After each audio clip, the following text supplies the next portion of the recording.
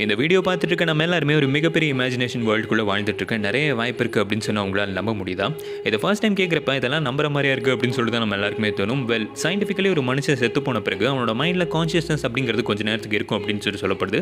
And depending on the person 7 நிமிஷம் இல்லைனா 72 மணி நேரத்துக்கு கூட அந்த கான்ஷியஸ்னஸ் இருக்கலாம் அப்படின்னு சொல்லிட்டு சொல்கிறாங்க.